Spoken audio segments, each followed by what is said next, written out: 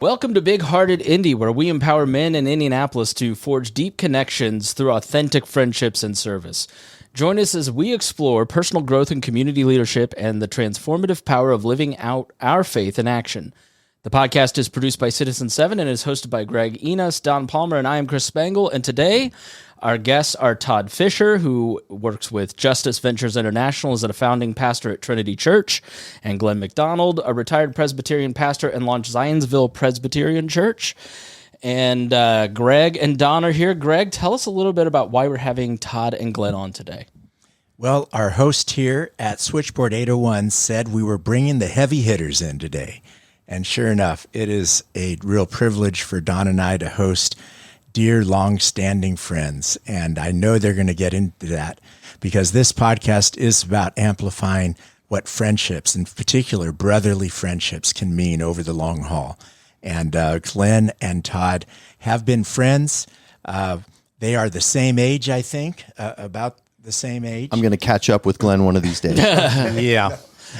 But we want to just emphasize their brotherly love for each other, for the Lord, and for the city. So we're going to have a great, engaging conversation, and we want to just highlight not only their friendship with Don and me, but how that friendship then has overflowed into love for the city and beyond that. So, where did you and Don meet these fellows? How did you connect? I'll let Don take that first, and then I'll close on that. Well, I met, even though Glenn and I are Purdue Boilermakers. Yes, sir. I don't think we really knew each other at Purdue, but I used to attend Northminster Presbyterian Church 100 years ago. And was Glenn your youth pastor? No. I thought you looked familiar. He happens to be a contemporary. He earned his white hair just like I did. So that's where Glenn and I met. And then I knew his brothers, and we just... we were really co-laborers, and he was a kindred spirit in terms of some of the things I was doing around the city. And Todd, I have known, gosh, I don't know, since he was in junior high. His dad, Don, and I are business partners and extremely close friends. And so Fishers are like family to Palmers. That's great. So how did you, Glenn and Todd, how did you two meet? Glenn? Dive in, Todd. I will just introduce that question by reporting what's unique in my life. Todd's the only person about whom I can say I have been his pastor, and Todd has been my pastor. We are, in fact, despite what Greg said a few moments ago, 18 years apart in age, and he grew up, at least in part. Part of Todd's faith journey was under my leadership at Zionsville Press. And later, post-ZPC for me, my wife and I ended up sitting in the pew where Todd was serving as the shepherd, for which we were immensely grateful. It's all a very unlikely story, including that I was even attending church 30 years ago. So I grew up in the church and knew the Lord from a young age. And when I got to college, thought better of the faith that I'd been brought up in and was very much a prodigal. But I was invited to attend a church that my sister was actually on staff with. She was. And it would have been, I think, October of 1994. So that's 30 years ago. It was my senior year of college. And I, having been away from faith, was very much looking for something. And those truths that I'd been grounded in were starting to draw me back. And I remember sitting in the back row of Zionsville Presbyterian Church. And you might have noticed me because I think I was the only one with hair down to my shoulders. And I'm pretty sure I was wearing cutoffs. I don't know if that was the standard look at ZPC in the mid-'90s. We had the ushers kind of keep you out of the line of sight of most of our worshipers. Here's one of my favorite things about the story, though. So it was unlikely that I would even go to church. My sister invited me along. It was unlikely that I would come back, but there were two things that drew me back. One is that I was a film studies major, and you announced that the following Sunday, Michael Medved was going to be speaking. And I was very interested in what Michael Medved had to say. He's a conservative political commentator, movie guy. At the time, he was a movie critic. Yeah. Yep. And while Michael Medved was of great interest to me, probably more of the draw was that just days after visiting your church, I received the most delicious apple pie. And there's apple pie, and then there's, what was the name of the place? In the Zionsville? Pie Safe. The Pie Safe in Zionsville. And this was a substantial pie that largely kept this college student fed for the next several days. So I was reminded each day as I was having my big slice of apple pie about ZPC, and ended up coming back the next Sunday and just kept on coming. I didn't actually remember where the story was going. I thought sure it had something to do with the feeding from the pulpit, but apparently it was the pie. Well, actually, I was very much resonant with both what Glenn had to say and how he said it. And the Lord definitely used that to continue to draw me back. So as you started re-exploring your faith, now it would be called deconstruction and reconstruction, right? Was Glenn instrumental in that? Absolutely. Okay. Absolutely. Tell us how. Well, I would say that while we didn't have that language of deconstruction, that was something that had very much happened for me. And I would been looking through different things that I've been taught growing up and what it actually meant to me. Coming back and sitting under Glenn's teaching was so important to hear these truths spoken in a different way. And it was the Lord just used the way that he, week in, week out, shared the gospel in a very winsome way that was pivotal in my faith journey. Do you remember, Todd, like from that time period, like did anything stand out other than, the cutoffs and long hair? Todd's tremendous curiosity and desire to connect dots in his life, things that had been perhaps by Todd telling the story, things that hadn't fit together yet, and was wondering if there was a story or a narrative or a plot line that somehow connected us to Jesus and to each other. And just experiencing that as a friend was tremendous. I was truly moved, and I think that we began to grasp early on that we had some commonalities in our approach to life, our kind of borderline sense of humor. In the year 2006, my wife and I moved into a house in Zionsville that, strange as it sounds, was the house where Todd and his family had grown up. Wow. So I now look at my experience with Todd not only as having walked, as a friend with him, and both of us literally mentoring each other in a generational way, both back and forth, but I've lived in Todd's house, and there's a means by which that's kind of trivial, that I'm in the home that provided Todd and his family shelter. But I've also lived in Todd's house in some much more profound ways. We have lived in each other's tough moments, and we've lived in each other's moments where it's like, can it get any better than this? And I think that those shared ups and downs are really the essence of a focused friendship. I want to capture a little bit of that in a bit more detail. How did you move from pastor, parishioner, family, and family into that friendship? You're starting to ramp up there, but we'd like to hear how friendships are forged and what was the magic that happened between you that enabled you to transcend age difference as well as pastor-parishioner differences to achieve a deep friendship. So after attending the church for a couple of months, and maybe we would talk after services, and I'd come up, and those were in the days that you were wearing a robe. And I wish that we'd had some photos of me with my ridiculously long hair and very shaggy attire, and this guy in a robe. But after a few months of attending, he invited me to lunch.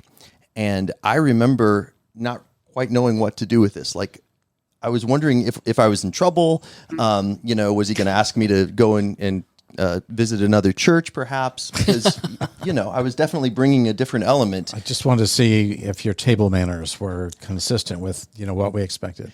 So he invited me to lunch, and that's where it really all started. Because for me, as we sat and we shared the different aspects of our story, If you know anything about Glenn and his daily reflections, he's a well-read guy who thinks very deeply about things. And to get to hear not just a sermon, but some of the thinking that was behind the sermons was so helpful for me, especially at that particular age.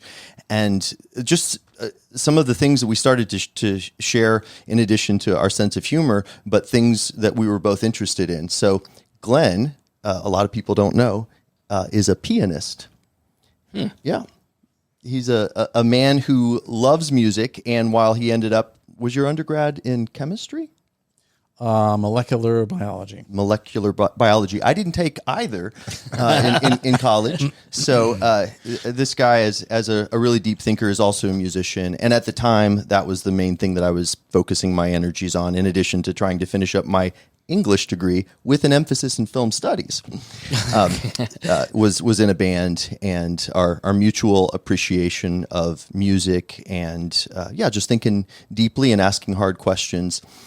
Him asking me out to lunch, and then that became the next lunch. And many years later, we're still getting together for lunch. Still doing it. Greg, your question maybe invites something that's more specific or technical than we can possibly answer. How did you become friends?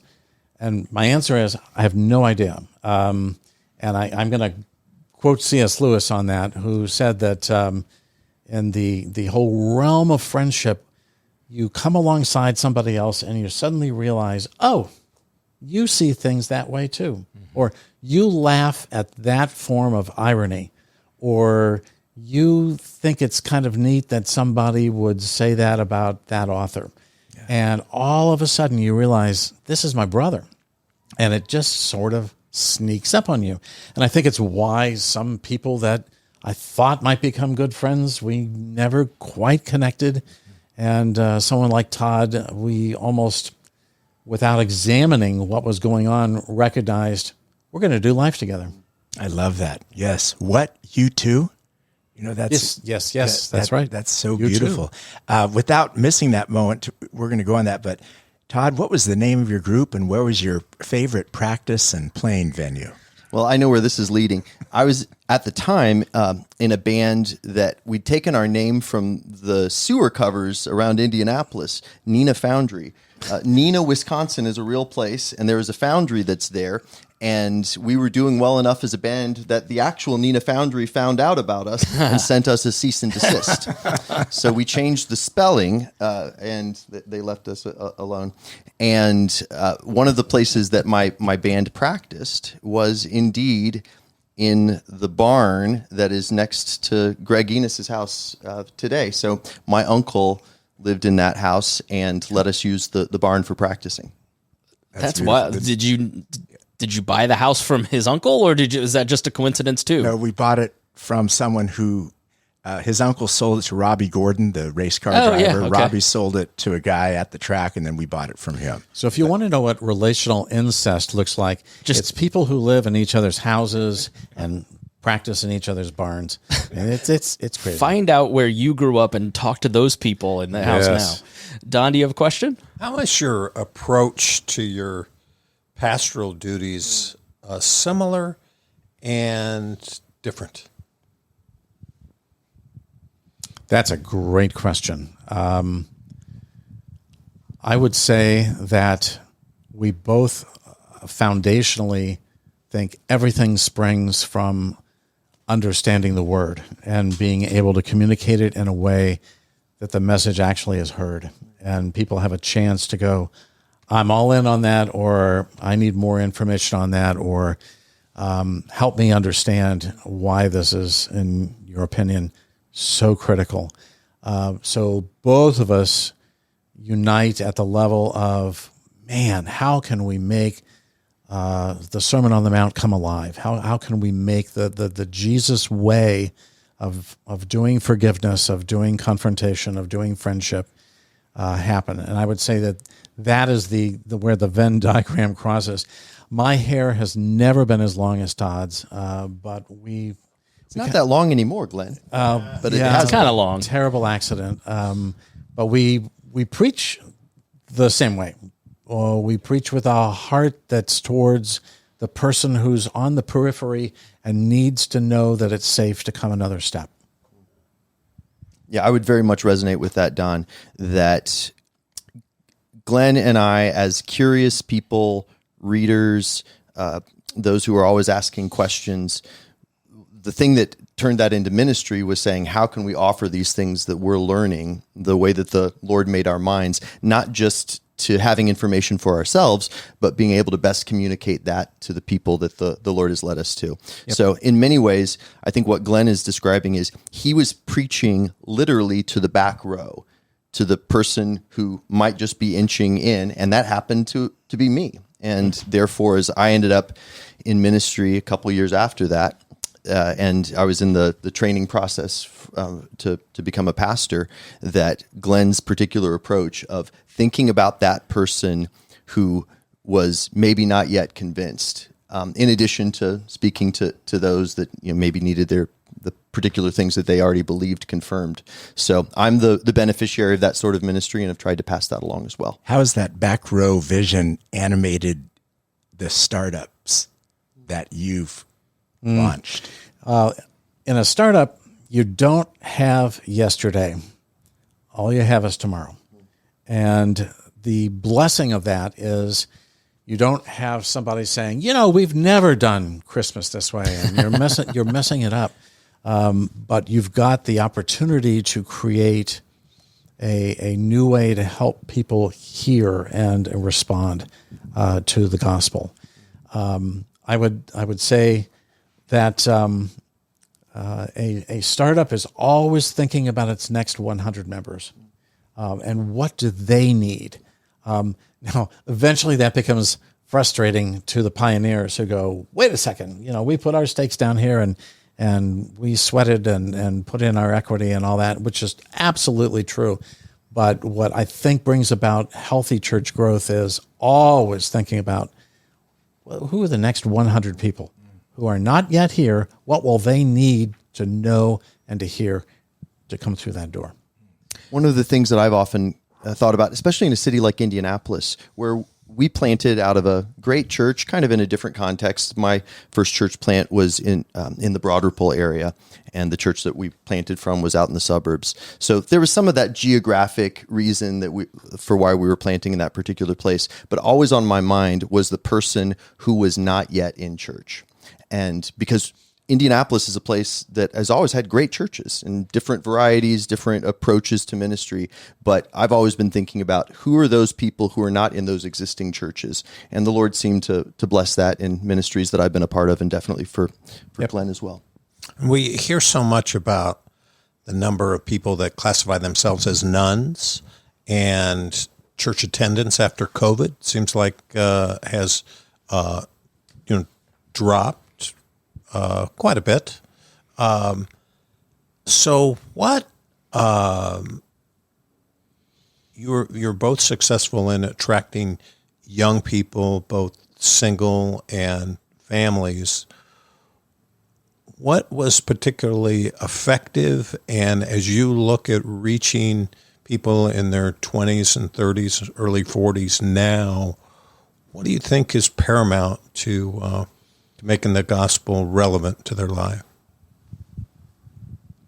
Well, I think a clarification on the category none, the NONEs,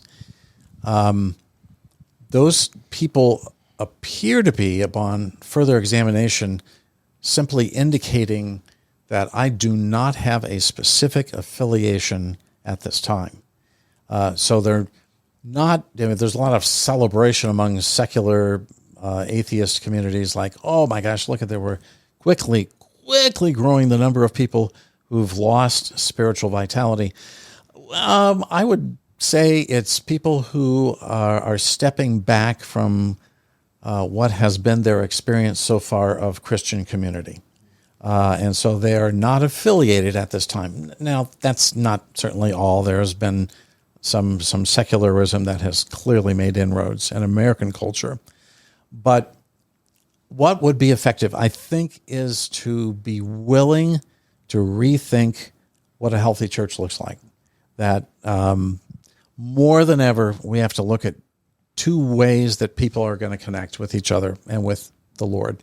And that's going to be through smaller groups, small groups of conversation, action, and then one-on-one mentoring, one-on-one relationships, which I think hold the greatest opportunity for discipleship. So if I were in the pulpit today, I would be strongly emphasizing hospitality as a huge virtue. Invite your neighbors to have some fried chicken. Come on over. Let's eat fried chicken. Let's get back to pie. That seems to be where this conversation needs to keep going. Chicken pot pie would bring Chicken both pot. of those See, and that's the kind of creativity that will help the church. And then I would say, let's put our emphasis on those one-on-one connections as the means by which people can really unburden themselves of their doubts, their fears, their anger, the many, many people who are de-churched at this point, but who are open still to Jesus. They're not open necessarily to the church they grew up with, but they have not given up on Jesus. Wow. Todd? Yeah, very much along the lines of what Glenn said, that it has to be about relationships. And if you want to go back to the very beginning of the story in the book of Acts, it wasn't that there was a church service that they were putting on something that then people were attracted to a particular performance or a particular speaker or something like that. It was a group of relationships, and people saw from the outside what those relationships looked like, and they were drawn to it.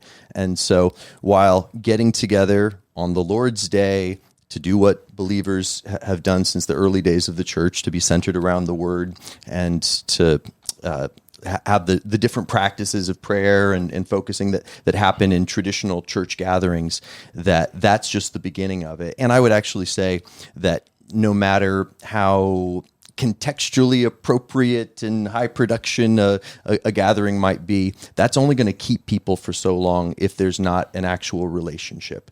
It's an awful lot of pressure on a speaker to have to hit it out of the park every single week if the whole thing that's keeping somebody at a particular church is going to be a speaker. And getting to your point, Don, post-COVID, if we want a good speaker, you can go online and find that person and just listen to them as you're driving around. There's something about an actual network of relationships in a church community that is the place that good teaching or even mediocre teaching can really come to life and help you to grow far beyond something that's just sort of a superficial, you're going in as a consumer. There's a story from American history that I think adds an element to what you were just sharing, Todd. And let's go to 1945 when FDR suddenly disappears from the scene. We still have to finish out World War II.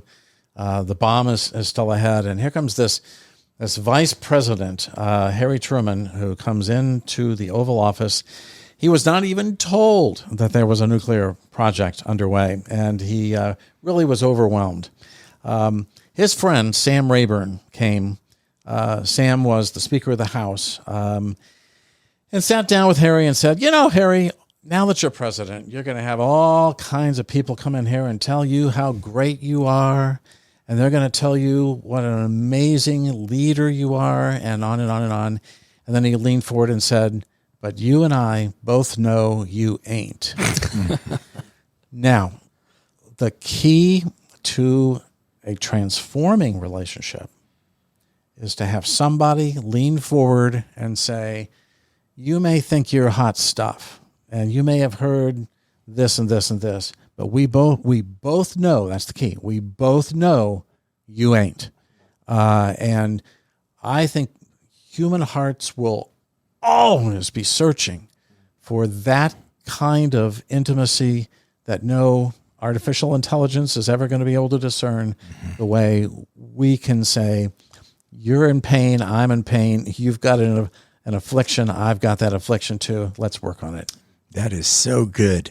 May I go ahead. Follow up on that? Glenn, you aren't sailing off into the sunset.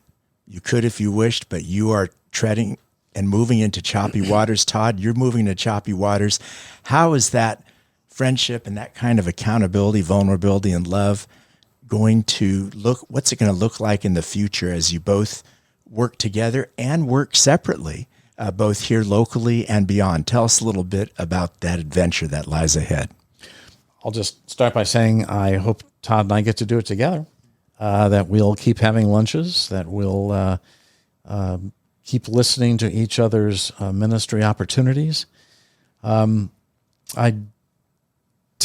definitely think there's no retirement from the Great Commission. There's no retirement from the opportunity to love God and love others. So there's great mystery, I think, at my part, because I'm so much older than you are, and on Medicare, I might add, you will love it. I've heard about it. You will love it.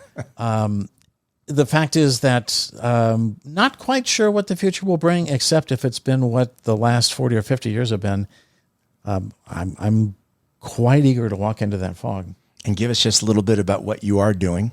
And we'll Todd's continue part in to do the morning reflections 5 days a week. I think at this point, what God's calling me into is a continuation of a series of focused spiritual friendships, and mentoring other pastors, mentoring others who are in various kinds of ministry. That's beautiful. We can put a link to the morning reflections in the show notes. Yeah, is it a blog? Is it an email newsletter? What's the form of that? It is a post that comes out Monday through Friday each week. It was originally a workplace post presentation, and there's a website connected with it, but it's email platform delivered, and anybody can subscribe. There's no cost, and love to have kind of a digital fellowship with people. Don? So there's many. Greg and I have had the rug pulled out from underneath us, career-wise, in a few instances, a couple big. You two have had the rug pulled out of from underneath you. I have no idea what you're talking about. And there's a lot of folk on listening to this podcast that have had similar situations, whether it's in their families or in their vocations, etc. We think of pastors helping others. There's a lot of times where folk realize, hey, a pastor needs help. But how did you cope with that? And, men are not known for wanting to rely on others. Women seem to just do it naturally. Men like, hey, I'm toughing it up, I'm sucking it in, and I'm going it alone. So maybe some reflections on how you dealt with that, and whether there are any some habits, some practices, spiritual practices, some ways that you coped that made it so that you got through that choppy water on to the next chapter. Well, I appreciate you mentioning that, Don, because I would say that some of the secret sauce of our relationship, in addition to intentionality of an older guy reaching out to a younger man. And that's something, if we've got some listeners that are in a particular place in life, actually, for goodness sake, if you're in your 20s, you could reach out to a high schooler. That there's something that somebody who is younger would benefit from the few steps that you have ahead of them. So there's definitely something about that. And then us realizing that we enjoyed being together, and that's something that's just you can't necessarily replicate that. Oftentimes it's just a work of the Lord. But I will say that one of the things that really bonded us together, as I look back at 30 years of friendship, and I didn't realize it was 30 years until this morning, that having gone through some difficulties and being willing to talk to each other about those difficulties, I would say that some of the setup for the difficulties was the intentionality of just getting together and talking about life, and maybe me coming to him with more basic, superficial questions that in many ways that was building the trust that was there, that when both of us have hit some difficulties vocationally and otherwise, that we knew that the other person was a safe person to go to. So for the sake of those who are listening, I would say that sometimes those people that you're pouring into, that you're spending time with, that you can't necessarily see the so what yet, oftentimes give it enough time and life happens, difficulties happen, and you're building a foundation that you can then, have something that we've been able to be there for each other in some pretty unusual vocational moments. So neither of us are currently pastoring. And some of what led to that in both of our lives, I think for you, is just that you were so old. But for me, honestly, it was a shock that I ever pastored at all. I had 20 years of leading local churches, and last year my wife and I discerned that as much as we enjoyed the ministry opportunities that we'd had, the door opened for me to work for this other mission partner. But as the things that were leading to some of these transitions were occurring, Glenn was somebody that I spoke to in real time, and I was very honored that as you've gone through some things, that I was somebody that you trusted to speak with as well. That's true. I am part of a number of covenant groups, small groups of men who have decided to do life together. And one of the covenant groups I'm a part of has been meeting for almost 30 years. And I'm in it's a group of 50, but my group of 6, spread around the country. And when I was at a low point, I remember I was right where I was on 96th Street, driving, and my phone rang. And the guy who called me, I recognized his voice immediately. It was one of the pastors in my covenant group. He didn't even say hello. He just said, I understand there are some elders that I need to come up and kill. This is being recorded, Glenn. Yeah, and you have editing ability, right? I laughed so hard, and I had not laughed for several weeks. Mm-hmm. And at that moment, the gift that he gave to me was, hey, man, I'm in this with you. We're going to make it. And there's just nothing that is as much a treasure as that. By the way, I think that Todd was also one of those voices in my life, and I hope that I was a voice like that in your life as well. Todd said there's a bunch of good churches in Indianapolis. Where is your vision to see Indianapolis heal and flourish? Where should we be pointing our energies, supporting you, being the Lord's hands and feet into our city as pastors, as brothers, as friends, as Hoosiers? What's your heartbeat there? Well, one of the things that Glenn modeled for me early on was that those things that so oftentimes keep churches and maybe especially pastors away from each other are so oftentimes just not the heart of what it's all about.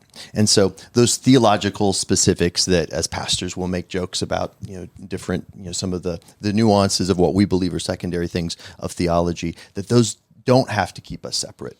So while I was in a Presbyterian church and was in the ordination process, the first church that I planted was non-denominational. And for Glenn, there was no pressure, no disappointment that I didn't stay in his denomination, and very much stayed in contact with me, even though I wasn't, necessarily part of that fold anymore. Some of what I'd seen Glenn doing in his context of having a relationship with other pastors was really helpful for me early on in my ministry. And so from the get-go, this covenant group that you're talking about, I had a handful of other peer pastors. A number of us had been planting out of churches, largely in the suburbs, more into the city, that we started spending time together across denominational and theological, what historically would be divides. And so we had a really good vision, I would say, from Glenn and some of our older brothers who were getting pastors together. That was something that has been huge for me. So I've got a group of pastor friends that for the last 20 years, we've had relationships like this. I would say that for the future of the church, one of the things that continues to be really important for me, and even though I'm not pastoring a local church, this is one of the things that I'm still engaged in, is getting pastors and ministry leaders together across not just theological divides, but also across socioeconomic and racial divides. And that continues to be a project that some of those pastor friends and I are working on. Lyle Schaller, by the way, thank you for what you just said. I think that is so spot on. And Lyle Schaller, the late, great church consultant, probably North America's premier analyst of the church in the second half of the 20th century, he said, church leaders cannot agree on anything. And he would go down the list of, nuances concerning the Trinity, how much water it takes to be properly baptized, how often the Lord's Supper should be administered, and whether the bread, there's tiny little tasteless, things that probably were served at your church, or something much heartier. Schaller said there's one exception: prayer. Prayer is the one thing that everybody agrees we simply have to be doing, and we can do that together. And it's interesting that red state, blue state people, I think we can dare to believe, can even be side by side and can come to God together saying, Lord, we need your help. And if I might put in a plug for this group that is getting together, that's led by Dr. Clarence Moore from New Era Baptist Church. Some folks that are listening might be familiar with his ministry. And my slightly older brother in the faith, Jeff Krajewski from Common Ground. They have a long-standing mentoring relationship as well. And that relationship has led to an expanding group of pastors getting together with a vision for the city, and specifically, to Glenn's point, getting together and praying. Can I ask a clarifying question? So you keep mentioning covenant groups, and I know we've talked about it with Greg and Don, but what is that, and how does somebody get into one if they want to have a covenant group? Covenant group is an intentional gathering, usually of a group no larger than 10 or 11 or 12, that decides. I'll use the phrase we've used earlier today. We're going to do life together. We're going to be present with each other in terms of sharing our victories and our defeats, our hopes, our anxieties, and that group is going to have to meet. It's going to have to get together on some regular basis, and will have to, by God's grace, find its way to take off their masks. And, the first mask comes off, and that's a wonderful thing. And then you realize I've got 7 or 8 more masks on. They're going to have to come off, and it's going to take many months and years for that to happen. But a covenant group is a group, in this case of men, who say, we are not satisfied with the level of openness, transparency, and authenticity in our relationships. I have to bare my soul to somebody. And can you be that person? Can I be that person for you? It's enormously risky and enormously exciting. So you both have seen most of our audience are lay people. You've seen thousands of them. And Jesus said, I came that you might have life and have it more abundantly. What advice would you give to the audience to avoid burnout? Because pastors are notorious for burnout, but the kinds of jobs that people are in where feel like you're on 24/7. And what things would you recommend for just an extra dose of spiritual and life vitality? Remember the Sabbath to keep it holy. I think this is something that so many Americans, maybe especially men who are successful, and maybe guys like us who like to start things and take responsibility. If you've taken responsibility for something, there's never a day off. You've got to keep on going. You've got to keep it moving in order for it to sustain. But the gift of the Sabbath is the reminder that we are not God, and that anything that has happened is by sheer grace, and He's the one that ultimately holds things together. The Sabbath can look different ways for different people, but I know for me, one of the things that I was encouraged early on in Glenn in his teaching, before I was even remotely thinking about entering the ministry, was that you kept a Sabbath. And by a Sabbath, it's not that he stayed indoors and didn't cook, but there was one day a week that, barring something really extraordinary, that he was not going to be wearing that pastor hat and having that responsibility for the things that he was the other 6 days of the week. And that for me was very inspirational. And I continued to do that throughout my ministry. And it's made such a difference for me. Man, you took the words out of my mouth. Rabbi Jonathan Sachs, who for many years was the chief rabbi of Britain, was asked this question, what is the most important commandment or key or linchpin to everything? And he goes, if you keep the Sabbath, you will keep all the other commandments. You will end up doing everything else eventually if you stop and let God be God. And that very important caveat, that means I am not God, which is an exceedingly challenging thing for Americans. What do you do on your Sabbath? What does that day look like? Is it as little as possible? Is it? When I look at my phone and see that it's Todd calling, I don't answer. Actually, my Sabbath, you mentioned, interestingly, cooking. For years, it was always the day in which I would cook something fun. I'm kind of the cook in our house, and it was a kitchen experiment day. I could read the book I want to read. I could play with my kids. I could be quiet. I could take a nap for sure, and just wear goofy clothes, and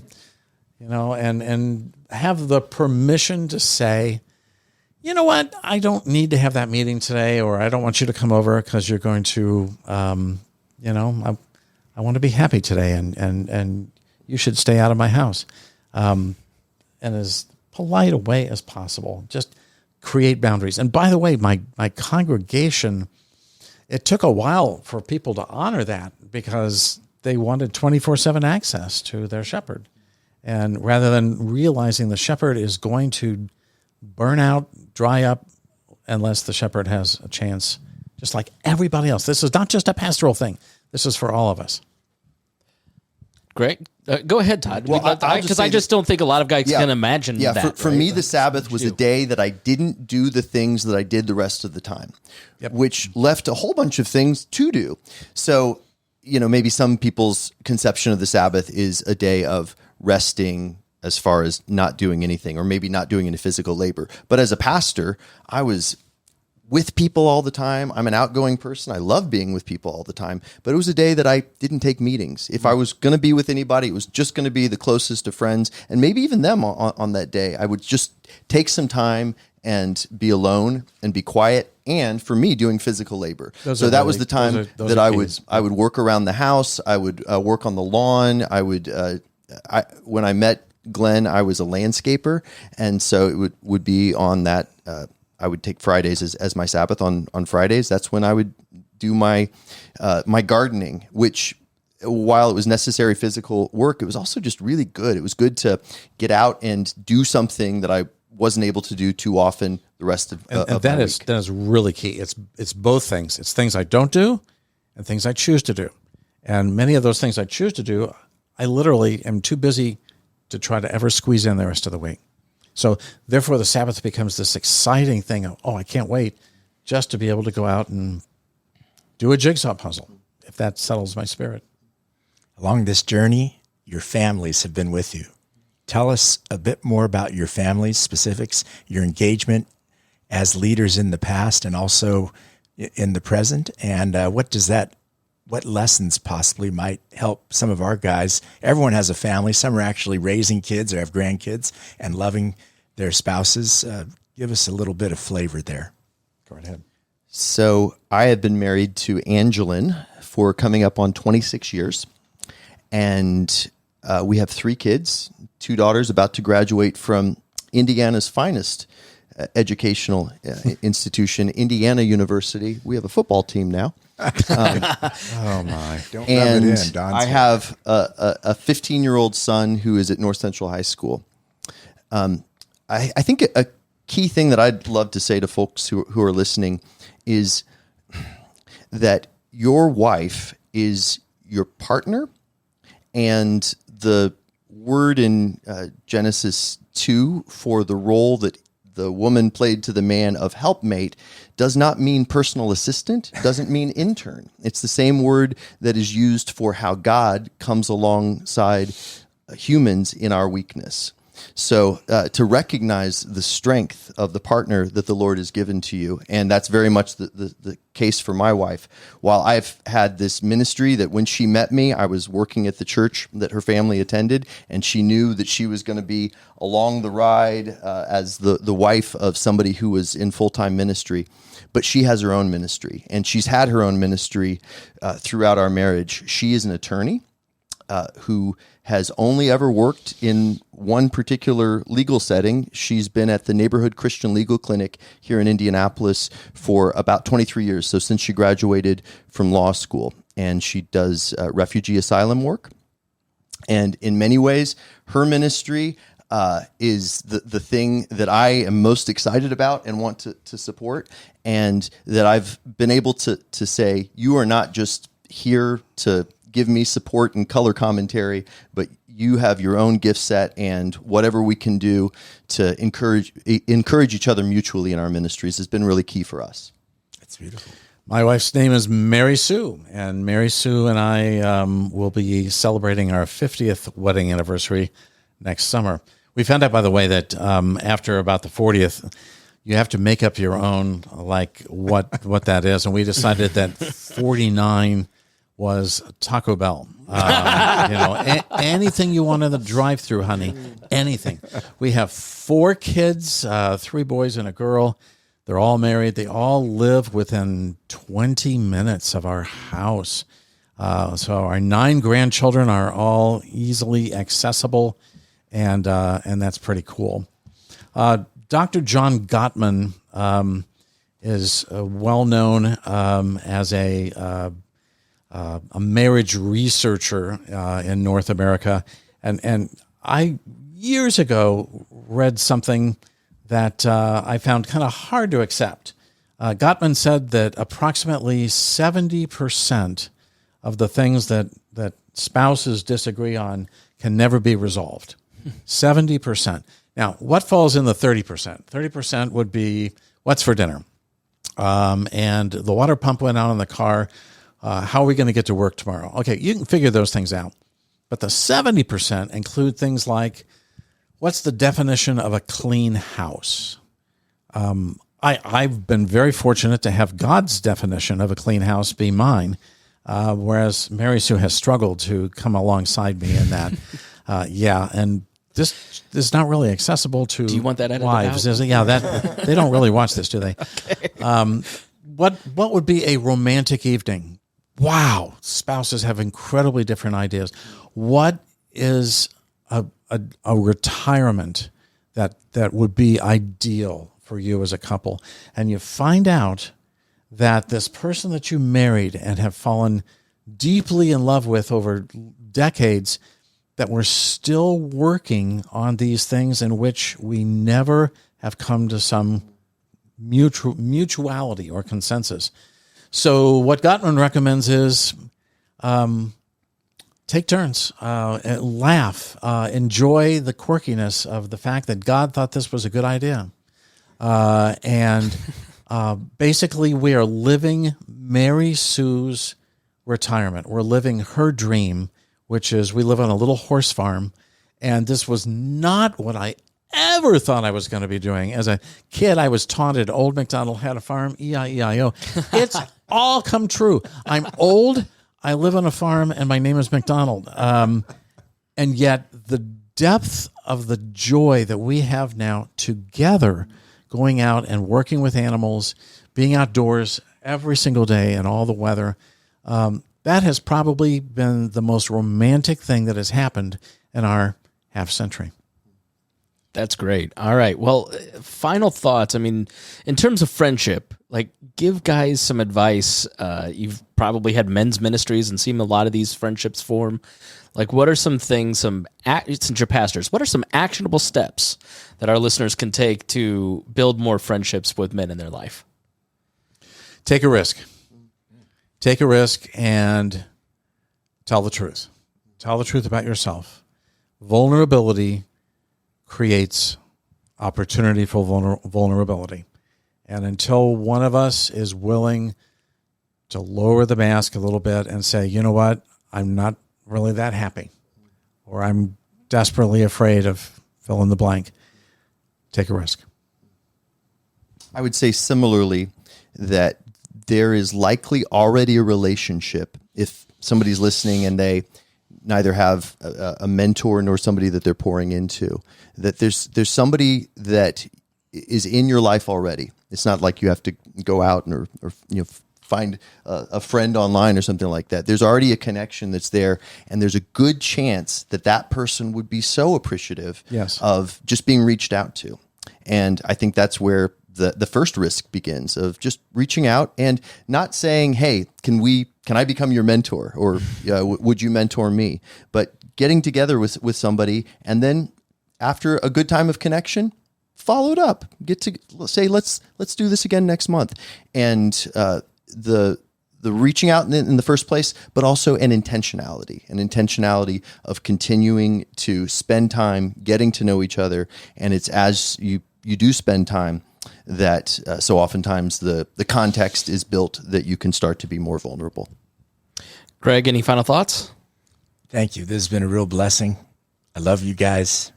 Don and I love you, and appreciate you sharing with us this morning. And I know that I'm looking forward to many, many more years with you here in Indianapolis. Your friendship, both of you, means the world. Yeah, absolutely. And I know that for me, as I think about longstanding friendships and what can grow beyond just a personal benefit, is very much what I see in your lives. Our whole city is blessed by your friendship. So absolutely. I look forward to continuing to watch you guys and to reading the book when you actually capture all the secrets to what happens here.